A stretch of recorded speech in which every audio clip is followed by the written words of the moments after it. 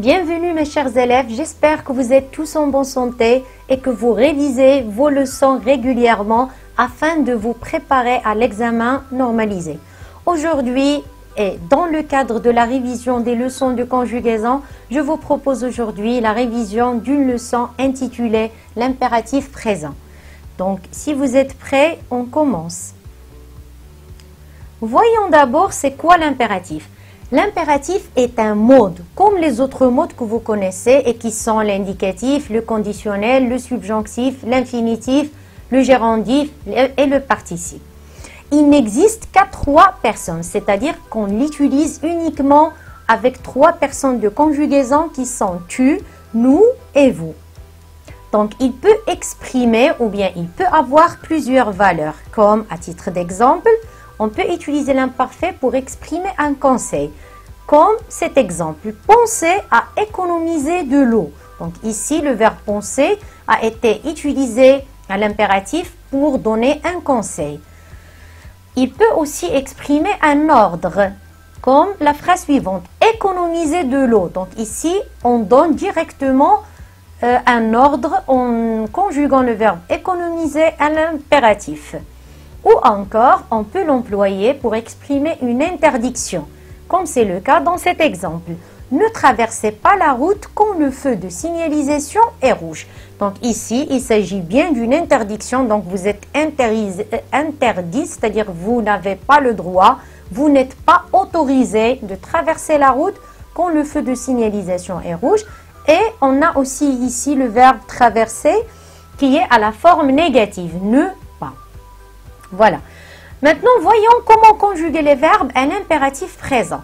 Et on va parler des verbes des 3 groupes. Commençons d'abord avec les verbes du premier groupe. Donc, pour les verbes du premier groupe, généralement, ils se conjuguent à l'impératif présent comme à l'indicatif présent. Donc, mais la seule différence, c'est sans utilisation des pronoms de conjugaison. C'est-à-dire les pronoms personnels sujets, on ne les emploie pas. Et on va avoir par conséquent la conjugaison suivante. Je vous ai proposé ici le verbe parler. Donc pour le verbe parler, on dit parle, la terminaison e, quand on parle du pronom personnel sujet tu. Parlons avec ons correspondant au pronom personnel nous. Et parler avec ez quand on parle ou bien quand on emploie le pronom personnel vous. Voyons cet exemple. Donc, on a parlé doucement, demande la maman à ses enfants. Donc ici, comme vous le voyez, on a employé le verbe parler à l'impératif présent.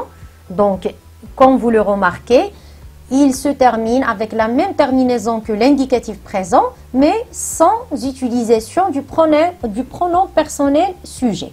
Mais attention, donc ici, il convient de retenir une exception. Je vais vous en parler dans quelques minutes. Voyons maintenant, voilà, c'est ça, la remarque dont je vous ai parlé tout à l'heure. Donc, on lit ces phrases-là. Le fils, comme elles ont l'air très délicieuses ces fraises, je peux en manger maman? La maman, d'accord, mange-en. Donc, qu'est-ce que vous remarquez maintenant? Donc, le mot qui est en rose, c'est le verbe manger. Il est conjugué à quel temps? Très bien, il est conjugué à l'impératif. Donc, ici, la maman donne l'autorisation à son fils pour qu'il mange quelques fraises. Mais qu'est-ce que vous remarquez ici de spécial? C'est que le verbe manger ici a la terminaison ES, contrairement à ce qu'on a vu tout à l'heure. On a normalement les verbes du premier groupe, le cas général, ils ne prennent pas de S, sauf dans ce cas, lequel? C'est lorsque le verbe est suivi du pronom personnel en, qui remplace ici, c'est-à-dire je peux manger de ça, c'est-à-dire de ces fraises. Donc toujours, quand vous avez un verbe du premier groupe suivi du pronom personnel en, donc on va lui mettre ES à la fin, comme mange-en, parle-en, profites-en, etc. Donc ça, c'est l'exception à retenir. Passons maintenant au verbe du deuxième groupe, comme c'est le cas pour le verbe choisir. Donc pour les verbes du deuxième groupe, la même chose, ils ont leur conjugaisons à l'impératif présent comme celle à l'indicatif présent. Donc, on a les mêmes terminaisons. Pour tu, on a IS, donc choisi. Pour nous, on a choisissant. Et pour vous, on a choisissez, donc le EZ. IS, I2SONS, I2S, EZ. Comme choisissez les jouets que vous voulez. Donc ici, choisissez, c'est le verbe choisir à l'impératif.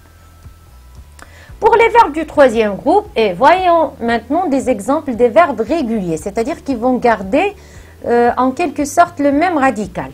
Et on va avoir les réponses suivantes. Donc pour le verbe boire, on dit bois, comme l'indicatif présent avec S, buvant pour nous, ONS, buvez EZ pour vous. Donc, buvons un thé ensemble, c'est le verbe boire. Mais maintenant, il convient aussi de mentionner qu'il existe quelques verbes du troisième groupe qui changent complètement de radical, surtout à l'impératif présent. Je vais vous en citer quelques exemples. Voyons le verbe être. Donc, on a, pour le verbe être, on dit à l'impératif présent, soit, soyons, soyez. Donc, soyez sérieux pendant le cours. Donc, s'il vous plaît, retenez bien la conjugaison du verbe être. Pour le verbe avoir, on dit ay, A-I-E, ayant, ayez. Voilà, donc les terminaisons sont en quelque sorte les mêmes que les verbes du premier groupe. Mais bien sûr, le radical, comme vous le remarquez, ça change complètement. Et on a ici, en quelque sorte, le radical du verbe avoir, mais au subjonctif. Voilà. Aie confiance en toi-même. Aie confiance en toi-même. Donc ici, c'est le verbe avoir à l'impératif. Voyons maintenant le verbe aller. Pour le verbe aller à l'impératif, on dit va, allons, aller. Sauf une exception concernant le verbe aller. Quand est-ce qu'on met le verbe aller avec, c'est-à-dire va avec S, si il est suivi du pronom personnel Y. Donc, vas-y, dans ce cas-là, je vais mettre V-A-S. Mais à part ça, c'est toujours V-A, va. D'accord? Donc, va régulièrement chez le dentiste pour examiner tes dents. Donc, va, c'est le verbe aller à l'impératif. On a aussi l'exemple du verbe savoir, qui à l'impératif a cette forme-là. Sache, sachons, sachez. Sachez que vous pouvez toujours compter sur moi. Donc, c'est le verbe savoir.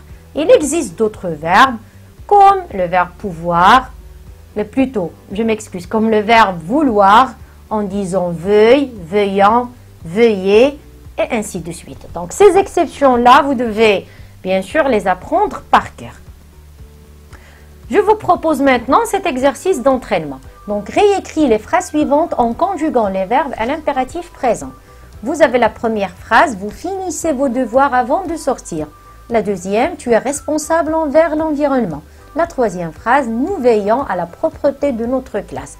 Bien sûr, avant de répondre à cet exercice, vous devez dans chaque phrase déterminer le verbe en question et indiquer son infinitif tout simplement pour vous faciliter la tâche. Donc, pour la première phrase, vous finissez, c'est le verbe finir. Donc, finir à l'impératif, ça se conjugue comme l'exemple que je viens de vous citer qui renvoie au verbe choisir. Donc, on va dire, on a le pronom personnel sujet en question, c'est vous. Donc, on va dire, finissez vos devoirs avant de sortir. Bien sûr, on va supprimer le pronom personnel sujet. On ne va pas l'employer. Pour la deuxième phrase, on a tu es responsable envers l'environnement. Le verbe en question ici, c'est et, c'est le verbe être. Et on vient de dire que le verbe être a une conjugaison particulière à l'impératif présent. Et on dit soit, soyons, soyez. Donc, soit responsable envers l'environnement. Pour la dernière phrase, nous avons nous veillons à la propreté de notre classe. Le verbe, il s'agit du verbe veiller ici. Donc, veillons, c'est le verbe veiller. Et on va dire, veillons à la propreté de notre classe. Donc, quand vous le remarquez, donc veillant à l'impératif, ça ressemble en quelque sorte, ça ressemble à l'indicatif, sauf on a la suppression du pronom personnel sujet qui est nous ici. Donc voilà, c'est la fin de cette capsule. J'espère que ça vous a été utile et je vous remercie infiniment de votre aimable attention.